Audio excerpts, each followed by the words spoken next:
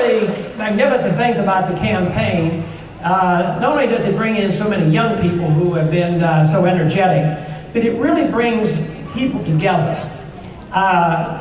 The welfare state and socialism divide people because the government takes, first they reduce the amount of production, then they take control of it, and then they divvy up the loot.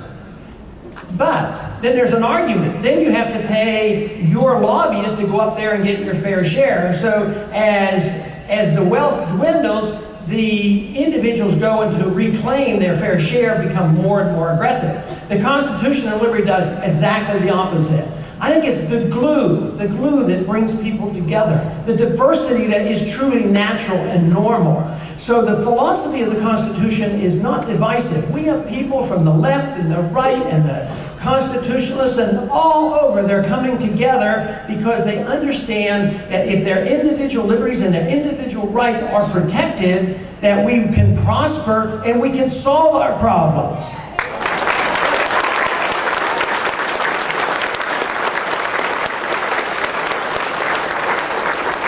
Sometimes it's said that those of us who believe in liberty and the Constitution, you have no solutions whatsoever for protecting the environment. Quite to the contrary, it's the marketplace, it's freedom that protects the environment. How much difference is there between those of us who own property and assume responsibility versus the property that the government owns? And think of the extreme. Think of how the environment was protected in the ultimate socialist system in the Soviet Union. Utter disregard. So the marketplace and freedom and personal property rights will protect the environment. Matter of fact, the basic property rights principle is that you have no right to pollute your neighbor's property. Simply, you can't pollute your neighbor's air or water. You can't dump your garbage on their property. So we do not have to be timid about our freedom philosophy in the defense of clean air and clean water and protecting the environment. I believe we have the real answers in that regard.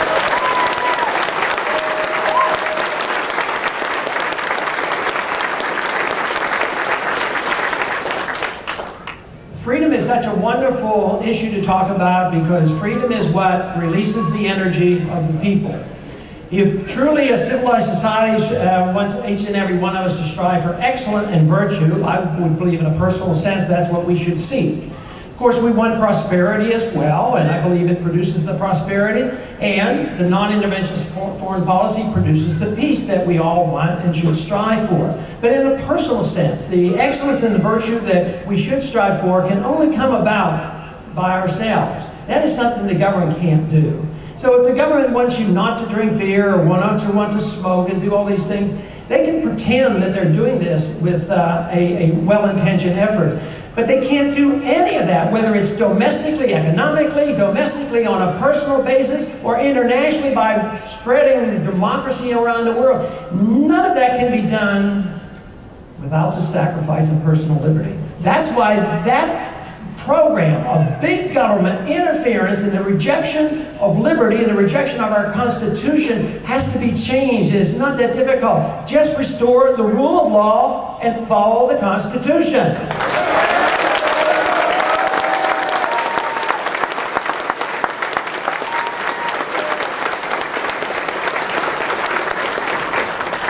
The first time I ran for Congress was in 1974. At that time I talked about an issue that I still talk about.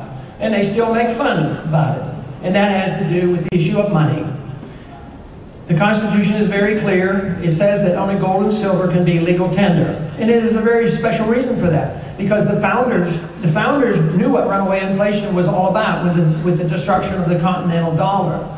But today, we're facing a crisis mainly because nobody talks about and nobody challenges the notion of runaway inflation and the problems that we're facing today. Because no matter how determined the well-intentioned people are in Washington of saying, well, we need to do this around the world, or we need to promote this program or this program in order to take care of the poor, they really don't have any wealth there. So what they do is they tax us to the limit. Then there's a point where it won't do much good. We've been drained. And then they borrow to the limit. Then they still don't have enough. Then they come up with this, to me, very, very silly notion that, well, let's just print some money.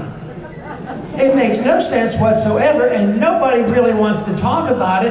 And yet every day, all you have to do is look at the financial markets this past week. What's the dollar doing on the international exchange market? Down. This week we had Bernanke before the banking committee, and I brought up the subject because their notion is that on the international exchange market, we want a weak dollar to encourage exports.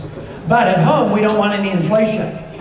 So how do you weaken the dollar? Well, you print more, and the dollar goes down, and people don't want the dollar, or they want more dollars for their oil or whatever. At the same time, here at home, they claim, well, we'll have no inflation at home. But we all know there's a lot of inflation, but you know, it's not difficult for the government to figure that out. They just changed the way they calculate the inflation. You know, if you look at the CPI going up, they say, oh, don't worry about it, it's only going up 2%.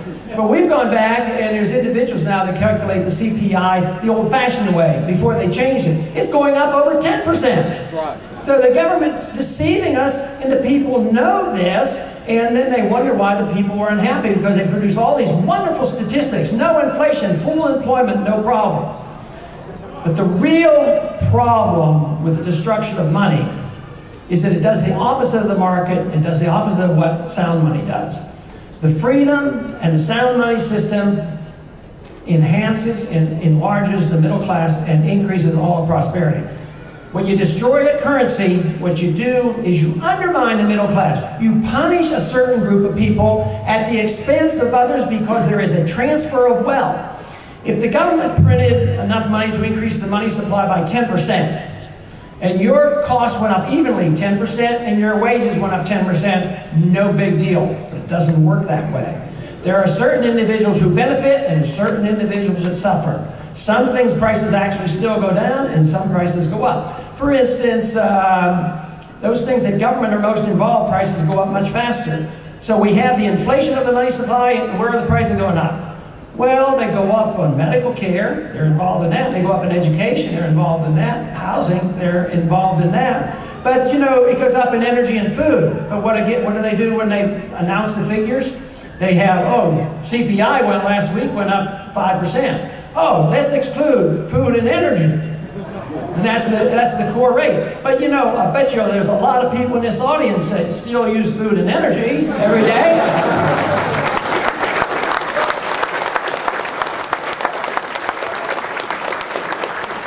But it's the transfer of wealth that really bothers me, because those individuals who get the money first are the ones who are benefiting from the counterfeit. And morally speaking, it is counterfeit.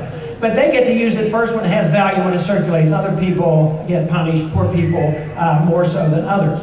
In 1792, with the first Coinage Act, after our country was started, because they were really annoyed by the runaway inflation and counterfeiting of currencies, they provided the death penalty for people who counterfeited the money. I was just wondering what would ever happen if they applied those same rules to the counterfeiters today that we find over at the Federal Reserve.